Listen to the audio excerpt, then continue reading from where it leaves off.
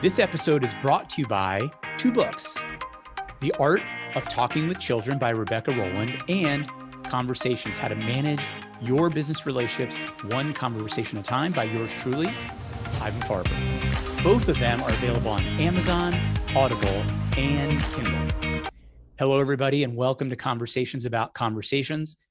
On this show, we talk with movers, shakers, and difference makers about the conversations they lead in the world. Our guests are business leaders, authors, speakers, podcasters, and more. Today's guest is Rebecca Rolland. Rebecca is the author of The Art of Talking with Children, The Simple Keys to Nurturing Kindness, Creativity, and Confidence in Kids. The book is a combination memoir and guidebook focused on enhancing relationships with children. And what could be more important than that? She is a lecturer, speech pathologist, and consultant who is passionate about language and communication. She's on the faculty of Harvard Graduate School of Education and Harvard Medical School. She has an ED, which is a professional doctorate from Harvard Graduate School of Education, a master's in science and speech language pathology from the Mass General Hospital Institute of Health Professionals, a master's in English from Boston University, and a bachelor's in arts in English from Yale. That's quite a bit of education, Rebecca. Yes, I do enjoy degrees, I suppose. The bottom line is she arms adults with practical tools to help them have productive and meaningful conversations with children of all ages, whether it's a stubborn toddler or a reticent teenager who you can't get to open up. You can find out more about Rebecca at RebeccaRolland.com. That's two L's in Roland, two C's in Rebecca. Please help me welcome to Conversations About Conversations, Rebecca Rolland. Rebecca, welcome. Thank you. Thanks for having me. Rebecca, I like to give everybody an opportunity to make an opening statement. So would you please make an opening statement? Sure. Yeah, so I'm really excited to be here today, and especially to talk about my approach, which is really helpful, I found, for anyone who interacts with kids. So sometimes people have said, well, is this a book for parents? Is your approach for educators or teachers? And really, I think that I'm offering an overall framework which can work for kids of all ages and for anyone who interacts with children. So whether or not you're a friend, a neighbor, a doctor, or a parent, I think this book can be really relevant. I'm a big fan of frameworks, but I want to come back to the kids of all ages, because does a kid of all ages count? 50-year-old like me? Actually, it's funny that you say that, because so many people, when I talk about my work, have said to me, well, does this apply to adults also? That's been a really, really common question. And actually, I've come to see that it really does. So even though this book is not directly, talking and using examples about adult communication for the most part, I think these principles can be really effective for adults as well, for sure. There's a book, and I've read a workbook of it called How to Talk So Kids Will Listen and How to Listen So Kids Will Talk. Is that a book you're familiar with, and how does it compare to what you've written? Yes, definitely. So I'm very familiar with that book. I've used it in my work, and I found it a really wonderful jumping off point for my work, actually. So I sort of referred to that book a little bit, and I talk about how my book uses that as sort of a foundation to think about how we can develop longer back and forth conversations. So that book really does much more in terms of what can you say in this circumstance, or what can you say here? But really, I'm thinking much more about the bigger picture conversations between adults and children. Sounds like there's a fire in your neighborhood. There's a siren. You. So yeah, sorry about that. Yeah, it's middle of the city. That's right. That's Boston for you. Exactly. And thank you for coming to us live from Boston. Tell me, why did you write your book? Yeah, so it's interesting because I spent a lot of my time, I began as a poet actually, all the way back in high school. So I loved language, I love writing poetry and just studying and thinking about language and even different languages. And as I became older, I became really interested in teaching and got interested in speech and language pathology. So really thinking about people who are struggling to communicate, people who are having challenges with language in some form or another. That became my professional focus. But it wasn't, it was sort of before having my children, I was thinking a lot about this language aspect. And it wasn't until having children that I realized we know so much about what conversations can do for kids, but there's not a lot that's out in the popular literature about this. So there's sort of a whole fount of knowledge. There's a whole body of work going back decades about how powerful conversation is to develop children's skills. And there was just nothing that I was seeing as I was a parent going through all of the parenting books. I just really didn't find anything about that at all. So that really started me on a journey of wondering, well, what is it about conversations that's so powerful? And what can we as parents or caregivers or educators do in our daily lives that's actually feasible? So that's what really led me to write the book. So Rebecca, you may not know this about me, and not everybody does, but I have a vision. This is kind of my major bucket list item. And that is to create a university called Conversations University. Nice. Because my belief is that a conversation is how we get everything that we need and want in the world. It's the basis for all of our relationships.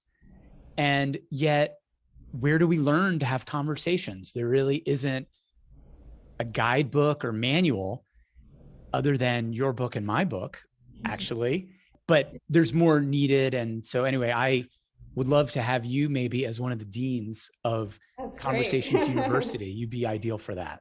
Yeah, I'd love it. That sounds like a great idea for sure. Well, yeah, I want to get people on the conversations train, that we can raise the bar for conversations in business and in our family relationships and so forth. So thanks so much for reaching out to me to ask to be on the podcast. Definitely. Yeah, I was fascinated. I've been listening to it, so I've been fascinated by the conversations that have been on here. Thank you. You talk about something that I didn't understand it until I read further for a bit, called rich talk. You define it quality communication or rich talk. I would love for you to talk about what is rich talk. Sure. So I often, in my book and just in my approach in general, I know that we talk a lot. So everybody talks, especially everybody talks with kids if you are around children at all. But we don't often think very consciously or very intentionally about that. So we're often on autopilot. And same for me as a mother. I think sometimes, we say, well, let's just get your coat. Where are we going? What do we need to do tomorrow? We're not necessarily thinking about the nature or the quality of our conversations. And so I started to figure out, well, what is a way to reframe conversations so that we can be more intentional about them? And I came up with rich talk as this idea that kind of encapsulated all of this thinking about making conversations meaningful with kids. And it really has 3 components. So I talk about the ABCs of rich talk. I could go into that, or I could just leave it there.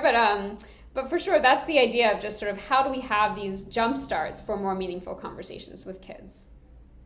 Oh, I think we need to talk about the ABCs. So please elaborate. Okay. This this is an overall framework that I really want to apply to a range of kids, to a range of cultures, so it doesn't seem as though, this only works for a teenager or only works if you're, upper middle class or whatever. I really want this to be sort of across the board. With that in mind, the A stands for adaptive. And that really is that part where you're going to tailor the way you talk and the way you listen to your particular child in that particular situation. So it is about your temperament and your child's temperament sort of long term, but it's even more in the moment. So what mood is your child in? What mood are you in? And some parents have even said, as my child is getting towards teenagerhood, they don't want to talk to me right at the dinner table. But, when we go to take a walk or we're working out together or something, they're opening up a lot more. So this idea of being adaptive, meaning that you're actually paying attention to your own individual situation and to that of your child. The B stands for back and forth. My book is titled The Art of Talking with Children, very intentionally rather than at or to children, because I found, and actually lots of research has found, that it really is the back and forth. So actually they call it conversational turns. So meaning that you say something, a child says something, you respond, and back and forth that way. That's actually what's making a conversation richer and what's building children's vocabulary, even their confidence and their creativity and all of these things beyond just the adult talking. So we often think about how much and what's the quality of what we're saying, But I'm really emphasizing something different, which is, well, how can you support a child to say more elaborate things, to kind of expand their thinking? And that's what the B is going into. And finally, the C stands for child-driven. So that might be a little counterintuitive, but it's really to say, starting with what is on the child's mind, whether or not that's positive, like they might just want to talk about their video game or whatever they're really excited about, or even something you sense that they're worried about, that's kind of hard for them right now. That's maybe even a quiet challenge that they haven't necessarily brought up. But starting there, I think, can be such a powerful way to build a conversation. Doesn't mean being permissive. So this isn't a parenting style where saying like, do whatever your child wants. But it is saying, let's think about where your child is coming from. And one example, actually, my daughter and I were walking recently through the Boston Common, and she saw Ukrainian flags. So we started talking about war and what war was and all of these things. And she said to me, I thought wars only happened hundreds of years ago. So I didn't realize, they were still happening. And so this opened up a whole conversation for us about kind of conflicts and all of this that we would never have had if she hadn't told me kind of what was her conception of that. So that's why I think that child-driven is so important, because without that, you really might be talking, for however long, but not getting at what a child's actually thinking. So you write about your daughter, Sophie, in your book. Yes. And you cite another conversation around mummies. I'd love for you to share that right now in this podcast. Sure. Yeah. So this is actually one thing that inspired the book, which was just a conversation that to me felt as though I saw my daughter, who was 5 at the time, she's 10 now, but she was sort of stretching beyond what she typically did. So we were in the Museum of Fine Arts in Boston, and she loved mummies and all kind of historic or ancient things. So we were sitting in the mummy exhibit, and she was staring at the mummies. And she said to me, where do you think the mummies went? And I sort of misunderstood her at first. And I thought, like, what do you mean? They're here. They're, sort of, you see them. And she's like, no, I mean, like, where do they go? Like, she was kind of referring, I think, to their spirit or their soul or some kind of more, metaphysical thing. And I said, I'm not really sure. What do you think? And I just kind of left the silence there. And she said, well, I don't know. Like, I don't know where people go after they die or even before they were born. And she said, well, where were you before you were born? And I was like, oh, wow. And we're not a religious family or anything. So I said, like, I really don't know, actually. And then I asked her, like, well, what about you? Do you know where you were before you were born? And she told me, she sort of thought for a minute. She looked at the mummies and she said, oh, I think I was a very old man and I got sick of being so old. And so I turned into a baby. That's how it happened. And she said it with this sort of straight face, like it wasn't a joke, it wasn't really, and I was like, really, you think so? And she's like, oh, that's definitely what happened. And I thought that was just so interesting, both her answer, which I just thought was intriguing, but even just her ability to really ask that sort of such philosophical question, where were you before you were born? And that led me to think about the fact that even young children, she was 5 at the time, they're thinking a lot of times these really big questions, these really big ideas, and with a little bit of prompting, they can actually stretch a lot beyond what we think. So that was kind of inspiration for me. In your book's blurb, you wrote, science has shown that the best way to help our kids become independent, confident, kind, empathetic, and happy is by talking with them. I'm curious about the first word in that sentence is science. What science are you referring to? What are the evidence-based tools that you work with?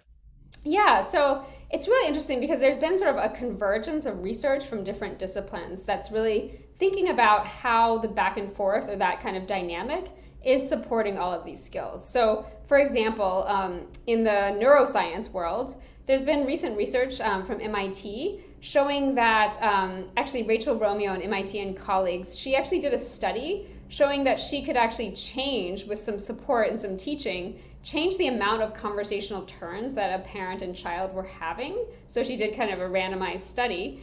And she found that by doing that, sort of this change linked to changes in the children's language skills and even to more activation in their brains in two different areas. So in the language part of their brains and even sort of the more social part of the brain. And they were expecting the language area part, but not necessarily the social part. And she thought for her, then the way they wrote up the study, it was really interesting because they thought, well, yes, conversation actually is such a social phenomenon. So it's not just about language. I mean, it is about language, but it's not as if you're just listening to, Duolingo or some kind of, language learning system. You're actually having a social relationship with someone. And so by doing that and thinking about this back and forth, you can help build children's brains in these different areas. And other examples, for example, empathy, like this idea of perspective taking. So if you are actually helping a child or even helping an adult learn through this back and forth conversation to take another person's perspective, that's going to help them in the next time they face a similar situation actually jump into that person's shoes much more easily. So a lot of research from psychology, but even from neuroscience in that. You have a perspective about tips on avoiding having a conversation with a child feel strained, which they often do, or trivial. I'd love you to talk about that. Yeah, so I think, and I write about myself, just to say that, put it up front, is this is partially a memoir, because I do use myself as an example, both sometimes for good, for good and for bad, because I do find that I slip into similar habits that I talk about. So I'm definitely not pointing fingers. I think that this is something we all fall into at times. But I think often what I've noticed is that kids want to have one type of conversation, and we often come with our own agendas or a point or a lesson or whatever it is we want to happen. And those can be kind of at cross purposes. And it's not that always, isn't okay. Sometimes, we are wanting to teach a child about, numbers or about democracy or whatever subject it is. But sometimes if that happens all of the time or most of the time, kids don't get those deeper questions explored. So one example is just say a younger child is playing with balloons. And he's like wondering, well, how could I get this balloon to go higher? Like how could I balance all of these things? Or, something like that. He's thinking these kind of questions that have to do with space and gravity and, and all of these, it looks like play, but he's talking about all of these things. And it's really tempting. A parent can rush in and be like, oh, let's count the balloons. How many balloons are there? Or let's see, how many colors do we see? And it's not as though that's a bad teaching, but just that you've missed the actual teaching moment, which is much deeper than the surface level in terms of the rote learning. So I think that kind of metaphorically happens a lot. Like kids are thinking kind of really big questions, and sometimes we come with more, down to earth or rote learning instead. So that's kind of what I mean in terms of thinking of those times and how to expand them. What do you think are the major pitfalls that parents fall into in their conversations with their kids? One thing I notice a lot of parents falling into, and that I have as well, is that sometimes there's a sense of guilt or of stress if kids aren't in the mood to talk, or they feel not ready to say something. So there's a sense of almost doubling down, like, oh, my child is not comfortable at this moment for whatever reason talking about this thing, but I really need to get this out of them. So, a lot of parents have said to me, like, why is it that, at the end of the day, my child just won't tell me what happened in the day? I'm like, how was your day? Fine. What did you do? Nothing. And I think in that case, we're really not at a point often where kids are able to, take the day that's often been overstimulating and try to, actually go into detail as to what happened. So it's really not a moment where that kind of deeper conversation can easily happen. And so I've often find it's helpful to almost pull back and to say, well, let's just let that moment be. Maybe it is just a quiet moment, or it is just a moment where we go get snacks, or it is whatever. Just let it be what it is, and to almost remove the guilt or the stress around that interaction, and to say, we'll have time for that deeper conversation once the more basic needs of connection are met, or even of, food or something like that. One of the things you mentioned in the book is helping children thrive. How do you know if your conversations are helping your children to thrive? Yeah, so in the book, I really talk about what I call a double promise. So the idea that these more deeper conversations should feel positive in the moment. Not to say they're always happy conversations or anything, but they should feel as though there's connecting with your child. So rather than pushing you away, that might mean connecting in a way because you're understanding each other's perspective and agreeing to disagree. It doesn't mean everyone's on the same page, but it does mean that you've moved yourself forward and it feels positive in some way, that you've learned something, there's been some discovery your child has, or so on. So in the moment, it feels that way. And then longer term, as these small moments accumulate, is when all of this bigger learning happens. You're not going to see a child, obviously, in the moment become more creative or become more confident necessarily. You might see leaps of insight, you might see these things, or but in the moment, you might just understand the dynamic between you feels as though it's either playful or it's interesting or engaging. I think the biggest key is to think that both you and your child are engaged. Sometimes I talk about well, if you really need to do work, and your child really wants to play, rather than saying, let's just kind of spread the work out over the day and you're always on your email, it can be better at times just to say, well, I'm actually going to really work, for however much time, and you can do something on your side, and then I'll put the computer away and we'll engage. So actually just creating that boundary where you are able to either just to say, well, I'm not going to have this conversation now, but then to have a much higher quality conversation when you are able to engage later on, I think can be much more fulfilling. I'm going to take you back and kind of put the shoe on the other foot to say, what do you recall of when you were a child, some of the meaningful milestone conversations that you had? Yeah, so it's interesting because a lot of them have been with educators. So I think because I have, I'm in the field of education, and I do remember a lot of my teachers, especially poetry and photography teachers, being really engaged and kind of even being interested in what I was doing. And I think that was so powerful to me, is just this idea of seeing someone who was in a position of relative authority or power or so on saying to you, oh, that's a really interesting idea, or there's something to that, even if I didn't think there was anything to it. They'd say well, what about if you tried this? Or what about, this whole part you don't like, but, maybe you like this tiny part of it. And one thing that I felt was so powerful in that is that those teachers didn't try artificially just to say, oh, that's so nice. When I came and said to them, oh, I'm not that happy with this poem that I wrote or this photo that I took, they didn't just sort of try to jolly me out of that. They really took me seriously and said, well, what about it do you not like? And why do you think you don't like it? And that in some ways made it a lot, almost like having a critique in an art class. You felt as though, okay, this person's taking my perspective seriously, and they're also trying to help me improve my work. And that I think was so powerful growing up and kind of set the bar for me in terms of what I'd like to do as a teacher as well.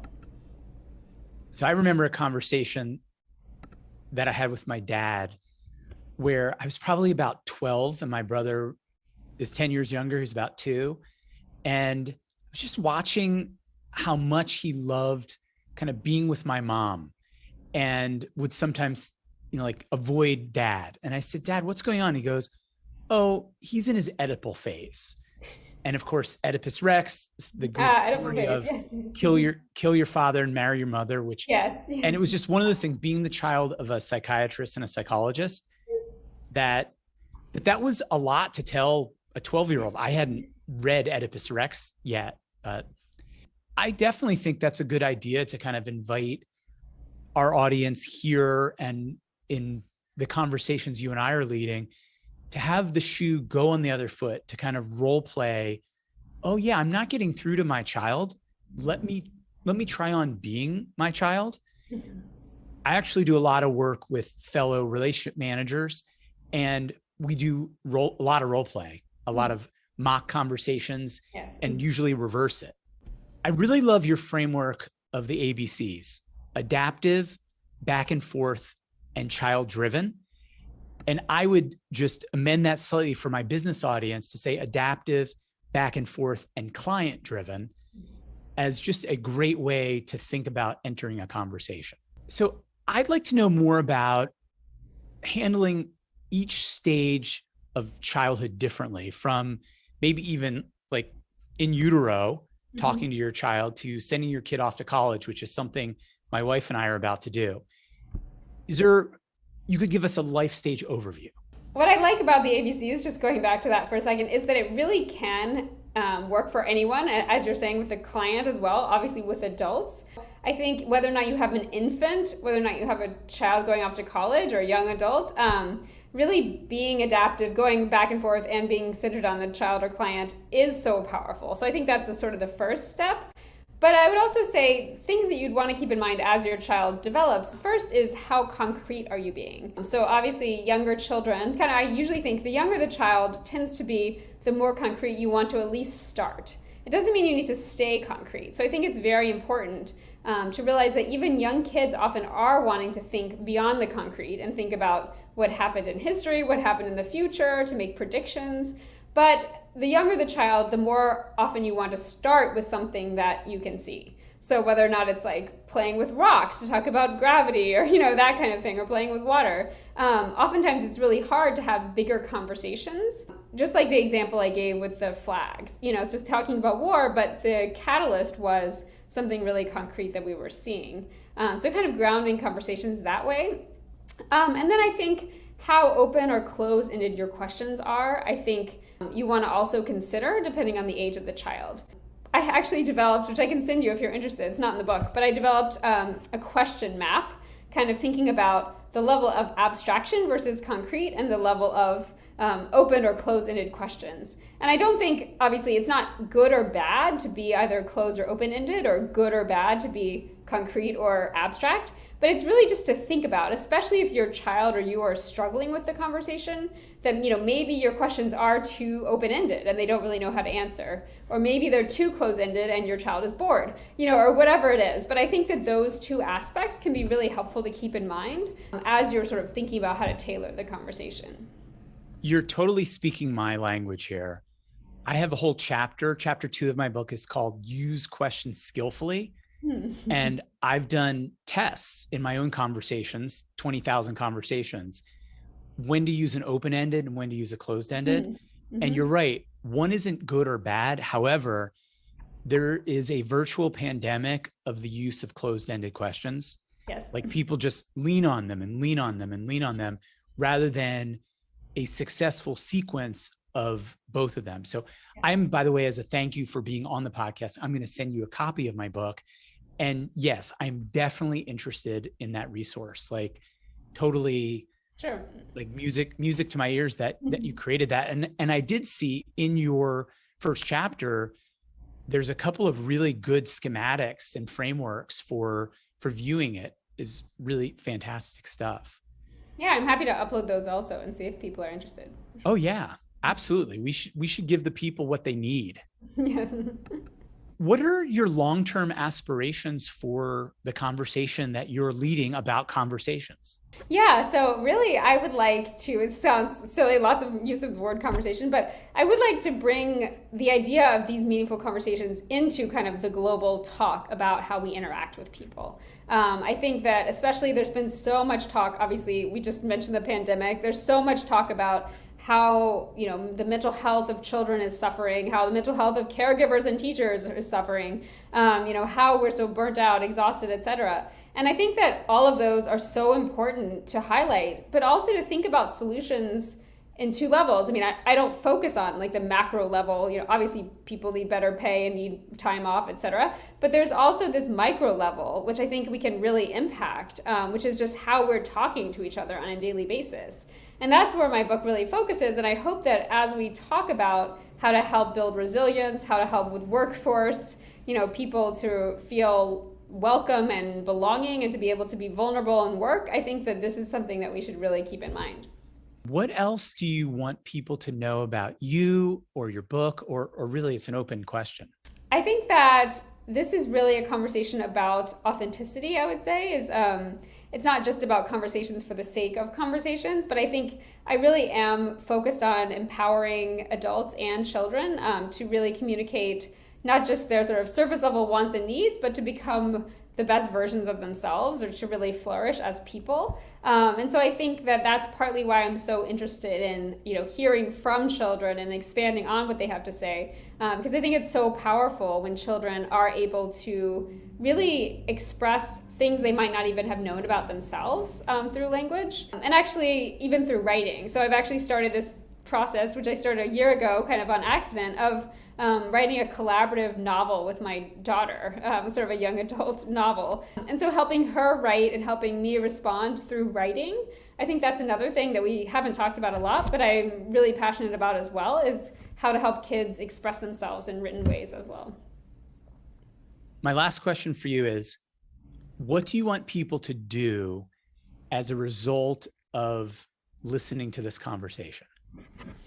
Yeah, I think I would like them to go away and just to think a little bit more consciously. Just take a couple of check-ins every day, or every couple of days, and just see, like, when are the moments that feel the best to you in terms of the conversations that you're having, and then start to analyze just a little bit, as you're walking or doing whatever chores. What about those conversations felt great? Why do you think those conversations were great to you? Because obviously we all have a different definition of what was fulfilling or satisfying in a conversation.